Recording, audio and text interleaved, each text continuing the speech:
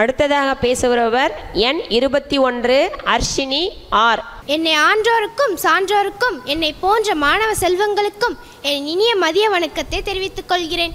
இன்று நான் எடுத்துக்கொண்ட தலைப்பு என்னை மாற்றிய திருக்குறள்.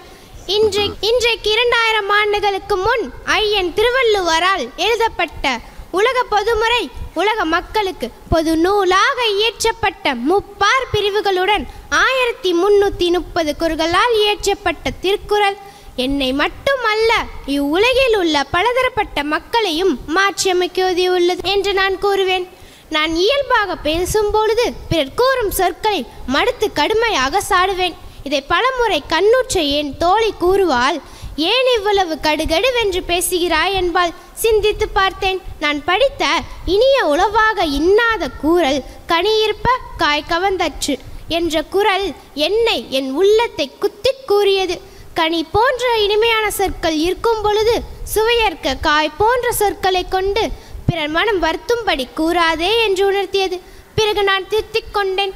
அதுபோல ஒரு மனிதன் எவ்வளவுதான் வறுமையுற்று இருந்த பொழுது உழைத்து வாழ வேண்டும் என்று எண்ண வேண்டுமே ஒழிய பிறன் பொருளை அபகரித்து வாழ எண்ணுதல் கூடாது. இன்று நம்மிடையே உள்ள மனிதர்களின் சிலர் கோவிலுக்கு சொந்தமான, அரசுக்கு சொந்தமான, நீர்நிலைகளுக்கு சொந்தமான இடங்களை எல்லாம் தன்னுடைய உழைப்பால் பெற்றதை போல மாய தோற்றத்தை உருவாக்கி வாழ்வதை நாம் காண்கின்றோம்.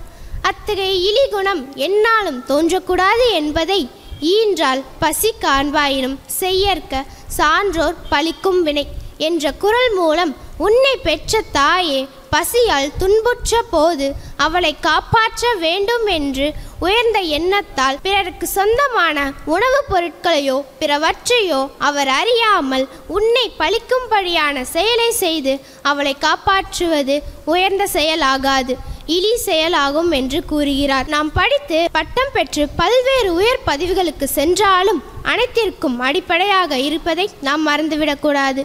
மருத்துவராய், பொறியாளராய், ஆட்சி அதிகாரத்தின் உயர்ந்த அதிகாரிகளாய் உயர்ந்த நிலையை அடைந்த பிறகு இடுப்பில் வேட்டியும் கழுத்தில் துண்டும் காலில் அணிய மிதியணி கூட வாங்க வழியின்றி தன் உரிமைக்கு போராடும் அல்லது மன்றாடும் ஏழை விவசாயிகளின் இழிவாக கருந்தாமல் அவர்களால் தான் நம் போன்றவர்கள் இந்த நிலையை அடைய முடிந்தது. இன்னும் அவர்களை போன்றவர்களால் தான் நம் வயிறார உண்டு நம் பணியை செய்ய முடிகிறது. இதற்கு அடிப்படையாக உள்ளவர்கள் இவ்வுலகில் விவசாயிகள் தான், உழைப்பாளர்கள் தான் என்பது உழன்றும் ஏற்பின்னது உலகம், அதனால் உழந்தும் உழவே தலை என்ற குறள் மூலம் இவ்வுலகம் ஏராளமான தொழில்களால் வளர்ந்தாலும் அனைத்திற்கும் அடிப்படையாக உள்ளது இவ்வுலகில் உழவு தொழிலே என்று உணர்த்துகிறார்.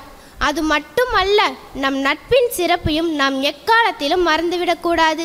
நட்பு என்பது தன் நண்பன் படும் துயரத்தை தன் துயரம் போல் எண்ணி அத்துயரம் தீர உதவ வேண்டும் என்பதை உடுக்கை இழந்தவன் கை போல ஆங்கே இடுக்கண் களைவதாம் நட்பு என்றார். இத்தகைய வழியை நம் கை கொள்ள காரணமாக இருப்பது நம் திருக்குறளே. இத்தகைய வழியை நம் பின்பற்றி என்னை நல்வழியில் மாற்றியது திருக்குறளே என்று வாய்ப்பிற்கு நன்றி கூறி நிறைவு செய்கிறேன். நன்றி. படித்து எப்பதவிக்கு சென்றாலும் கடந்து வந்த பாதையையும் நட்பின் துணையையும் ஒருபோதும் மறக்கக்கூடாது என்று பேசிய ஹர்ஷினி அவர்களுக்கு வாழ்த்துக்கள்.